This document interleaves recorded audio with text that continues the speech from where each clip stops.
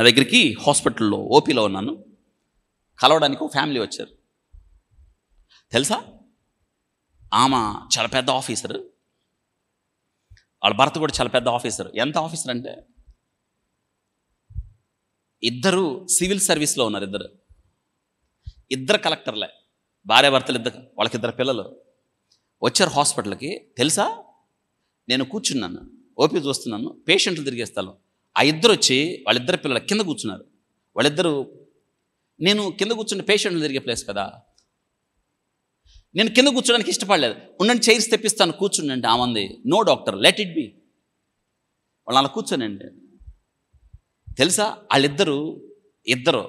వాళ్ళిద్దరికి ఉద్యోగాలు వచ్చాయి. ఇద్దరు కూడా ఇతర దేశాల్లో ఉన్నతమైన స్థానంలో, అందరూ ఒకళ్ళు డాక్టర్, ఒకళ్ళు ఇంజనీర్. అన్న చెల్లెలు ఇద్దరు. వాళ్ళిద్దరికి 25 సంవత్సరాలు ఉంటాయి. ఇద్దరిని కింద కూర్చోబెట్టింది. ఆమె కలెక్టర్, తెలంగాణ గవర్నమెంట్లో. ఆమంటుంది, లెట్ ఇట్ బి, వాళ్ళు కూర్చొని ఉండి అక్కడ. నాకు ఒకంత ఆశ్చర్యం. కలెక్టర్ పిల్లలు ఇద్దరు కలెక్టర్లే.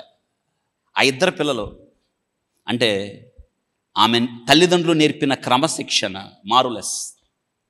అంత చదువుకున్న వాళ్ళు తెలుసా, వాళ్ళు కింద కూర్చున్నారు. వాళ్ళిద్దరు కింద పేషెంట్లు తిరిగే స్థలంలో కూర్చున్నారు. వాళ్ళు ఎందుకు కూర్చున్నారో తెలుసా, నా ముందు కుర్చీలో కూర్చోవటం వాళ్ళకి ఇష్టం లేదు. దీన్ని ఏమనాలి, మనం ఎలా అర్థం చేసుకోవాలంటే, దీన్ని ఏమంటారంటే పెద్దల ఎడల గౌరవం.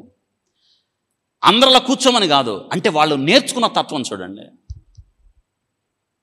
కింద కూర్చున్నారు. వాళ్ళు కొద్దిసేపు వాకింగ్ చెప్పించుకున్నారు, నాతో మాట్లాడారు. కేవలం కలవడానికి వచ్చారు.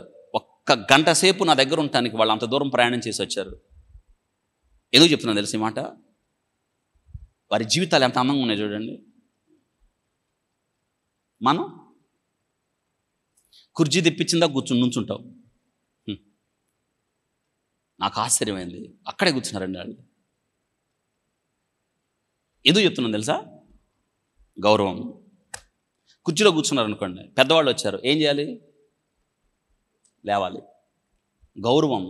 మీరు బాగా చదువుకున్నారు, సరిగ్గా చదువుకొని ఆయన పెద్ద ఆయన వస్తున్నాడు, ఆయన కూర్చోడానికి స్థలం లేదు, నువ్వు లేచి ఇవ్వాలి. ఇది క్రైస్తవ మర్యాద. దేవుడు మనకు నేర్పిన పద్ధతి ఇదే. ఇది చేయనప్పుడు మనం నేర్చుకునే ప్రయోజనం.